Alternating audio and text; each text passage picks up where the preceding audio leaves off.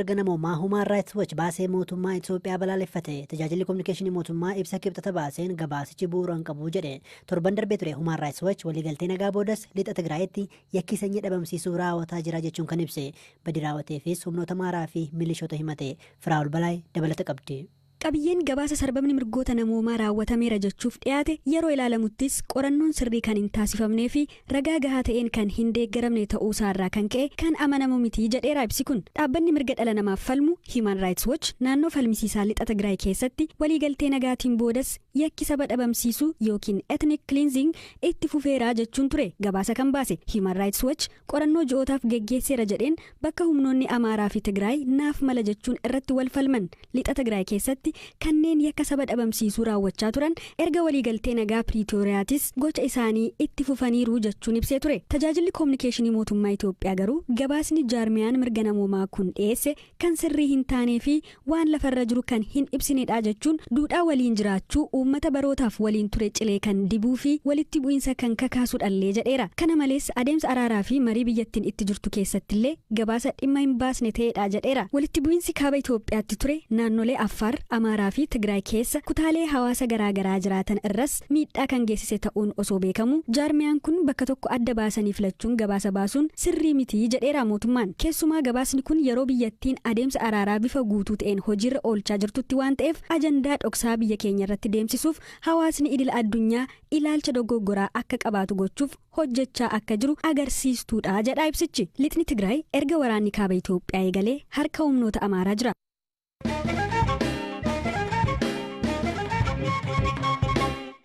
Siyaasa Itoophiyaa walamantee dhabuu fi diinummaan wal balfuun hidda fageeffatetti inumaa booda kana sagaleen paartilee mormituu laaffataa jira jedhu namoonni. Paartileen hedduu ta'an osoo jiranii kun akkamiin ta'e? Paartileen yeroo rakkoon hawaasaa gama nageenyaa, dinagdee fi kaaniin cimee jiru kanatti filmaata biraa maaliif ta'uu dhaban? Dhimma kanarratti hayyuulee fi namoonni siyaasaa dubbifne sababoota garaagaraa kaasu. Kanneen ijoo jedhan keessaa hacuuccaa mootummaa fi haala biyyattiin itti jirtu eeru. Gama kaaniin laafinaa fi gurmuu dhabuu morkattootaas sababa biraa akka ta'e ibsu. Dr. Raahel Baafee barreessituu olaantuu mana maree paartilee siyaasaa Itoophiyaati. Sinni paartilee siyaasaa ganna 50 darbanii bilisa ta'uu dhabuun alattis kan shiraan xaxamedha. Paartileen akkuma hundeeffamaniin dhabamsiifamuu jedhu.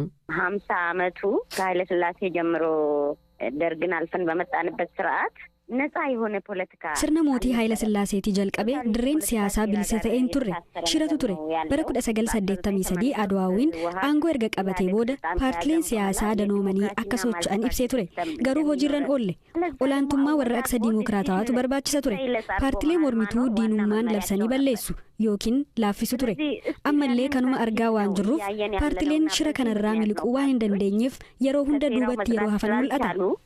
ስርዓቱን በዚህ አግባብ ስለሚሄድ ሁሌም የመፍረስ ነገር ይስተዋላል። ሁንዴሳ ፊ ሚሴንሲ ኮሬ ግዱ ገላ ፓርቲ አራና ትግራይ ኦቦ ገብሩ አስራቲስ ያደ ከና ወሊ ገሉ ዶክተር ራሄል ገመ ፓርቲ ለሞርሚቱ ረኮ አከሚቱ ጅራ ጀኔ ጋፈነ ፓርቲዎች በኩል ያለው ችግር ምንድነው? አለመደማመጥ አለ። This is unfortunate እና ብዙ ጊዜ በፓርቲ አካሄድ ኮንሰንሰስ ላይ ደርሶ አንድ ፓርቲ መወሰን መቻል rakkoon gama paartilee siyaasaa jiru wal dhagahuu dhabuudha. Kun baay'ee nama gaddisiisa.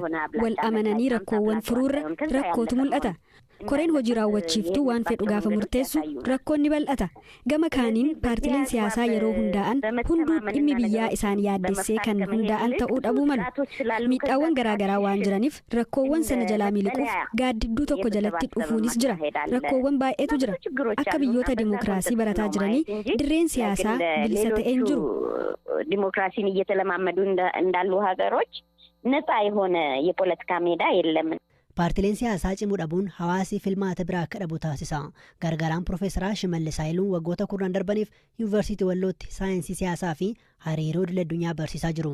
Yeroo ammaa immoo Yuunivarsiitii Finfinneetti kaadhimamaa digirii 3ffaati. Akka isaan jedhanitti Itoophiyaa keessatti gartuu siyaasaa malee paartiin siyaasaa hin jiru. Hirphaa Gammachuun durumaa barbaachisummaan paartilee siyaasaa maali? Sirna dimokiraasii ijaaruu keessatti gahee akkamii qabu jechuun gaafate. Tanneefii fi filannoo fidanii dhufu mootummaa cheekenne balaansii godhu mirga uummataatiif dhaabbatu hawaasni dinagdeen uummataa akka fooyya'u filannoo garaagaraa fidanii dhufu jechuudha. Kanaaf sirni Itoophiyaan amma hordoftu sirna paartiin danuun dorgomanii biyyatti bulchuu danda'an kan deeggarudha. Garuu yeroo ammaa kana paartileen morkattootaa yookiin immoo mormitootaa biyya sana keessatti baay'ee dadhaboodha. Sagaleen isaanii hin dhaga'amu. ka duriirraa gadi bu'eera namoonni jedhantu jiran. Mee akkamitti ilaaltu kana maaliif humna dhaban laata? Ijaarsa biyyaa hin dhufne biyya ijaaramne irratti biyya waloo osoo hin qabaatin dhaabbilee siyaasaa filannoo garaagaraa qindeessan ijaaruun hin rakkisa baay'ee.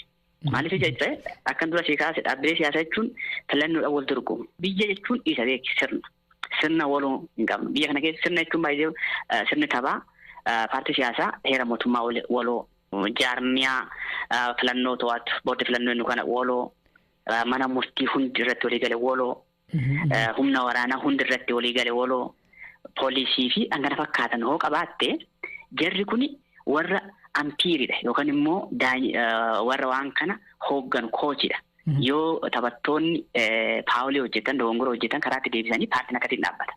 Kanaaf ijaarsa biyyaa waloo dhabuun ilaalcha biyyoolessaa akka dhaban godha. Ilaalcha biyyoolessaa dhabuun instituushinii waloo akka dhaban godha. Bakka instituushinii waloo fi ilaalchi waloo hin jirretti eenyu qabatanii wal dorgoman kan jedhu rakkoo waan ta'eef dhaabbilee siyaasaa dhaabbilee siyaasaa jajjaboo akkan arganne godheera. Inni lammata mootummaa biyya ijaaramtee dhumne bulchu mataasaa rakkoo ta'a jechuudha. Biyya ijaaramtee dhumne keessatti mootummaan biyya ijaaramtee dhumne bulchu sun dhaabbilee siyaasaa dhaabbilee mootummaa akka isaa ta'utti dhaabbilee biyyaa akka isaa ta'utti qindeessuudhaan dhaabbileen siyaasaa yookaan immoo paartileen siyaasaa akka hin qindoomne akka ijaarne godha jechuudha. Government organized political parties Samsonaayit jedhanii bifa garaagaraatiin waamamu. Isaan kun mootummaarraa faandii argatu waan adda addaa argatu hojiin isaanii dhaabbilee siyaasaa qucarsuudha.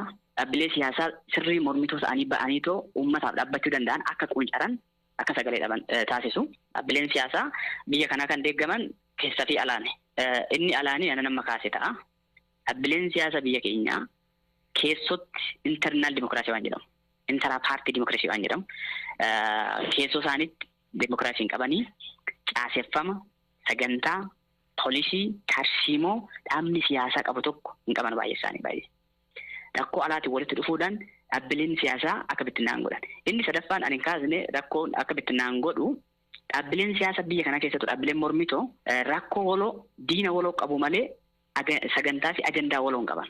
Fakkeenyaaf yeroo qindoomina uuman yeroo gamtaa uuman taargeetii kan godhan diina waloo mootummaa qaama aangoorra jiru aangoorraa buusu filannoo moo'uudha malee filannoo yoo moone biyya kana keessatti mootummaa ta'an akkamitti hojjenna mootummaa soo ta'uu baanne bor akkamitti fufna kan jedhan jiru. Kanaaf yeroo hunda akkuma tamma kaaf filannoo booda dhaabbileen siyaasaa hin bittinnaa'u.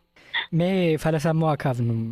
Inni jalqabaa godhamuu qabadhee yaadu dhaabbileen siyaasaa caaseffama siyaasaa qabaachuu qabu. Internal dimokiraasii qabaachuu qabu. Maaliif dhaabbanni tokko kan ijaaramu keessoodhaan malee alaani miti. Qaamni tokko garuu keessa isaa amma rakkoota qabu alaa dhibban xiqqoon kuffisuu dandeechi. Dhaaba siyaasaa ta'anii socho'uudhaaf ijaarsa biyyaa waliigaltee biyyaa baay'ee barbaachisa. Guddaa galatoomi.